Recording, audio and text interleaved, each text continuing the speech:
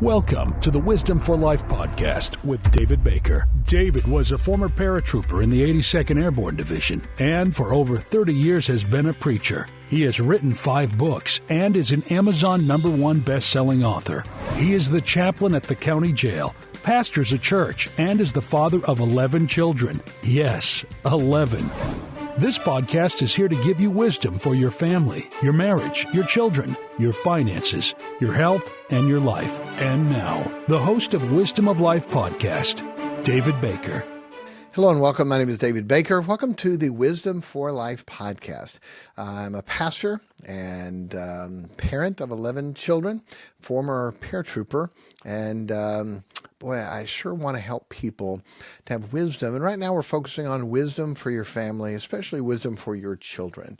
And so wisdom is knowing what to do and having the power to do it. For years, I prayed for wisdom. God, give me wisdom. God, give me wisdom. And would like to pass some of that on. Hopefully it's good and hopefully it'll be helpful to you. So we've been covering wisdom for family, wisdom for children. We've been covering 20 topics. I did a search of the 20 biggest problems that parents face and thought I would take 3 or 4 of those every time. The plan here is only to take about 10 minutes, sometimes a little over. About 10 minutes every week to give you something for your family. If you give you too much, then you can't apply it. You can't work with it. And so I'll take 2 or 3 topics, and I do 2 or 3 because one topic you may not need, you may not struggle with, but usually in 3 or 4 topics, one of those will be ones that you could use for your help. By the way, if you do need more help with your children, go take thegoodkidquiz.com. Go to thegoodkidquiz.com. Take that, follow that through, and if we can help you, we would love to. All right, let me jump in, and I'm not going to take the time to review on these. You can go back and look at the other ones and to be able to see. All right, first one, extracurricular activities. All right, now you may disagree with me on this, and that's okay. They're your kids, they're not mine, but I want to give you some things to think about. So the problem was juggling schedules, managing commitments to extracurricular activities. There are so many things to pull our kids away, and I think parents have to be very careful about what we allow our children to do and be involved in. So many times we let the kids just do whatever they want to do. Oh, I'm going to join this, and I want to join this, and I want to join this, and then we run around like a chicken with their head cut off. And are those things good? Are those things that are needed? Are those things that they want to do? And why do they want to join those? And is that what they need? Is that what's going to help them? So when I was in high school, it was a pretty big public school, and I did choir and sports and All-State, and I did the plays, and then joined Key Club, and a whole bunch of things, and then worked a job, and you keep them. We never saw family. Family was just non-existent as a teenager. Family was we're done with you, and it really hurt the kind of bond that we should have had as a family. So let me tell you what our priorities were for extracurricular activities. Okay, number 1, in education. They've got to get an education. We homeschool our kids most of the time. When they were younger, some had a Christian school, but we just found out they spent so much time with school and everything going on there, we didn't have time to give them the things that we wanted. My wife's a great piano teacher. None of my kids were taking piano. We didn't have time. There were too many things going on with the school.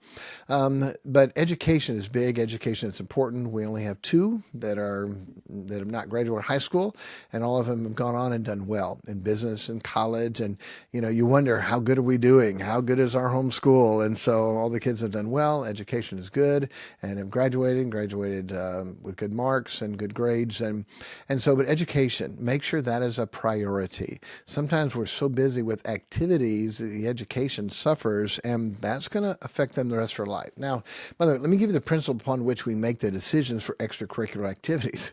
What is going to prepare them the most for their future? What is going to prepare them the most for their future? Okay, education. Kid can't read, he's going to struggle. Kid can't do math. Kid doesn't have a good education, he's going to struggle the rest of his life. And that's in everything. That's financially. That's in his family. That's in his spouse and who he's going to marry and all those type things. It really is going to be a big deal. So priority education. Now we're talking about extracurricular, not priority, God, of course. But next, work. We prioritize work. So many times today, kids don't know how to work. They were never taught how to work. That was not something that the previous generation struggled with. They had farms, they had work, they had things they had to do, or their parents had them make sure they got jobs. And so today, here's the danger, okay, especially with young men. They learn how to play football, play basketball, play soccer, play baseball. They play video games with their friends, and then we wonder why when they're 20s and married, they just want to play. Amen. Do you know how many times I've counseled wives that said, what do I do to help my husband to grow up? All he wants to do is play. All he wants to do is play. He didn't play the sports anymore because he wasn't good enough to get a scholarship and to pay for college and to go pro. So he plays all the games by watching them hour upon hour upon hour, and they play all the video games with all of his friends, and he's not taking care of his responsibilities as a man. The Bible says, when I became a man, I put away childish things. So there are some good things that can come from sports. Now, this is a place where you may disagree with me, okay? And that's all right. But I want you to think and pray about how much to do these things. There are good things. A good Christian coach can teach them hard work, can teach them loyalty, can teach them leadership, can teach them a lot of good principles there. But if all they love is to play, okay, and they just want to play, it's a danger. It really is. And so we didn't focus on that. And my kids, and I'm not embarrassed to say this, they're not the best in sports. And they say, we're not the best in sports. But as adults, it's amazing. In their 20s, you can pick up, you can learn, and to be able to play some things. But how much is that going to affect the rest of their life? How much is that going to affect everything they are and everything they do? My kids, they know how to work. We worked. And with the boys, let's go work. And we take jobs and go do things and on our own and with family and for work. But my kids know how to work, and they've done very, very well. If our children don't know how to work and aren't trained to work, then they're going to be a mess the rest of their life. Whatever job they do, preacher, plumber, musician, whatever, you've got to be a good worker or they're not going to do that. How many times has parents sat down and said, okay, what do I need to do to make sure my children are good workers? It's not what happens. It's mom, I want to play this. Mom, sign me up for this. Mom, here, sign this so I can go be a part of this. Okay. That's what the kid wants. That's what we let him do. So we're letting teenagers and younger control the rest of their life with what they want to do right now. And why do they want to do it? Because it's fun or all my friends are doing it. And that's how we decide what our children are going to learn. It's fun and all my friends are doing it. Wait, is that any kind of way to make a principled decision for our children? Okay, we taught our kids how to work. The girls, the boys. I think one of the biggest, one of the best, one of the most important things. I grew up on a farm, and Dad made us work. We didn't like it, but we learned how to work. And boy, when you get older, you thank God for that.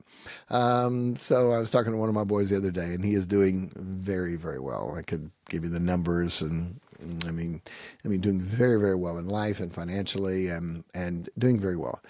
And we're talking about this. I'm talking about work, and he said, Dad, you didn't work as hard enough. My kids, I'm going to work more than you worked us.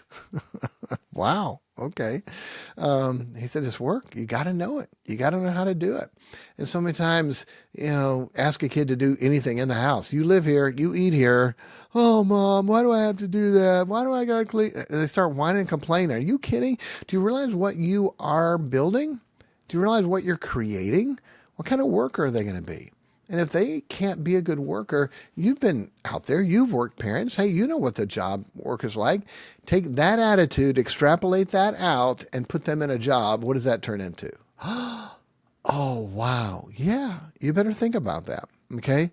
So extracurricular activities, the priorities were education and work and music.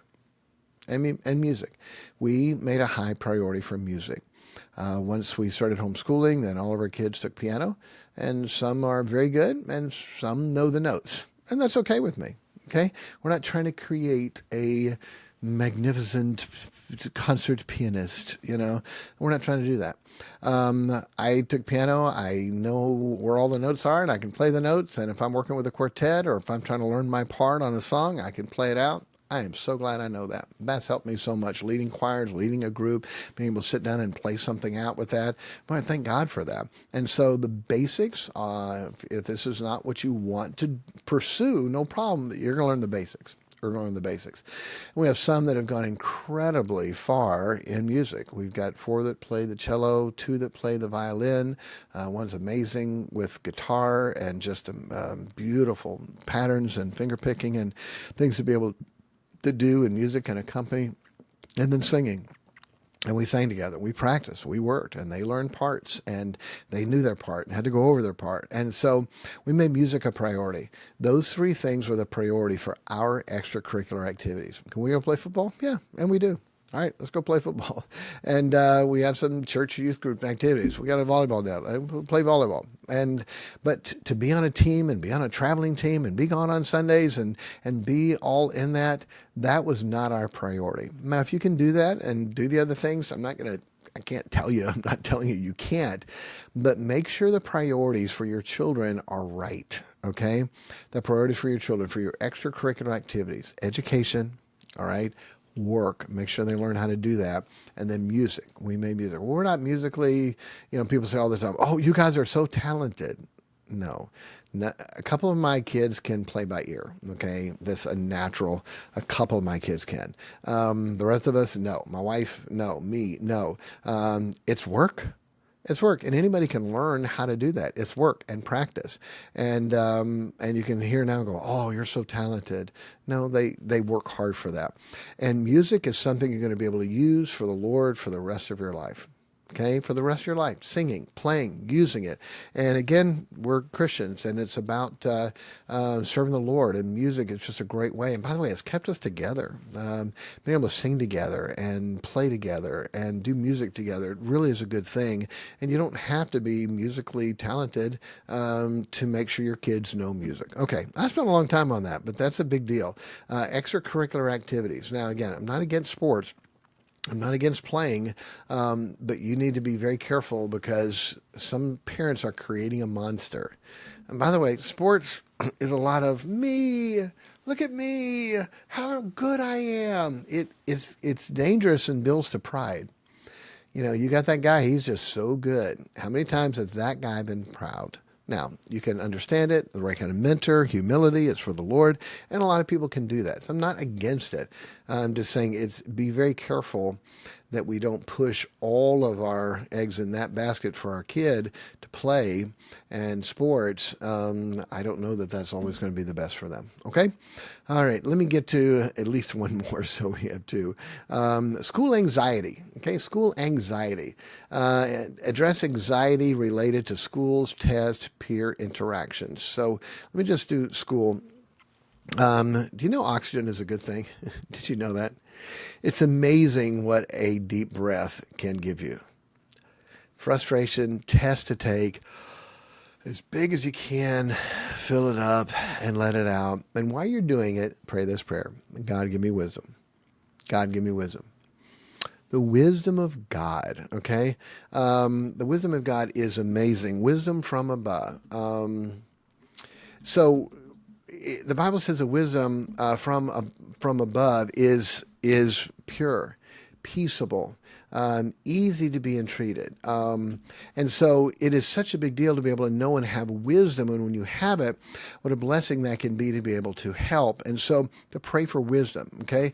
James 3:17, I was looking for the verse, mumbled a little bit. But the wisdom that is from above is first pure, then peaceable, gentle, and easy to be entreated, full of mercy and good fruits, without partiality, without hypocrisy. Talk about wisdom a lot on here. When you pray for wisdom, it helps you to know what to do, it helps you to know what to say, it gives you a clear mind. Big breath of oxygen. God, give me wisdom. God, give me wisdom. If we lack wisdom, ask of God, which giveth to all men liberally. Okay? Now we have a pure mind, peaceable, gentle, easy to handle, easy to be entreated. Really is a big deal for that. So with school, do that. And the other big part is preparation. Organization to teach your kids. Okay, what's next? what's coming up, what test is next, what paper is next, and make sure we have time managed ourselves to be able to get that done. The stress is waiting until the last minute. The stress is, oh no, I didn't know I had a test. Okay. If you have a test, you know it's coming. What we always did and taught our kids is you make your own test and take it. By the way, your test is probably going to be harder than their test. And when they ask, give me 5 of the 7, you're going to be frustrated because you know all 7 of them because you already took your test. I would write my own tests out. I was going to college, taking 20 hours and working 2 jobs during the summer, 3 jobs. And so I would have my test written out, and I'd ask my wife, hey, hon, can you read this on a tape? And I had headphones when I did my paper out in the morning for Chicago Tribune. I would listen to that, and I would stop, ask a question, I'd answer it in my mind. By the time I went to school, are you kidding? I couldn't wait for the test. Man, I knew it all. And so it gives you confidence. That knowledge gives you confidence. So help them to time manage, to time activate, help them to organize and plan that out, and school becomes something that's fun. Test, there's no anxiety to that. I'm prepared. And then the last thing in the prep for this is you do your best and give it to God. Okay, you do your best and give it to God. I don't have to put extra pressure on myself if I've done my best. Did I study? Did I take some time? Did I prepare? Big breath. God, give me wisdom, and then go. And I did my best. Give it to God. Help them. I'm not going to let that bother me. I'm not going to put an outside pressure to make sure that I've got to have an A++. And I like that. If I just got an A, I didn't like that. I like the plus, the extra credit. I want to answer that. But I did my best. I'm done. That's over. I'm going on to the next thing. The anxiety is when we put sometimes parents outside pressure. You got to be valedictorian. You got to be summa cum laude. You've got to get this for a scholarship. No. No. That's pressure. Parents never do that. Okay, encourage them, motivate them, help them to do their best. Praise them. Hey, if you think she has the ability, honey, you have the ability to be valedictorian. If you apply yourself, work hard, it's not a pressure, it's not something that you have to do, but you have the ability. If that's something you wanted to do, you could. When they want to do it and they're encouraging and pushing themselves, that's not bad. But outside pressure to perform by parents and let them know they only please us when they perform, that's not good. That's not good. You do not want your children to have that type attitude with you. Okay? Some big stuff there. That's really important. I hope you got it. All right. Hey, God bless you. We'll see you next time. Take care and God bless. Thank you for listening to the Wisdom for Life podcast. If you have any questions for us, email us at askPastorBaker@gmail.com, and we will answer them in an upcoming podcast. The email is askPastorBaker@gmail.com.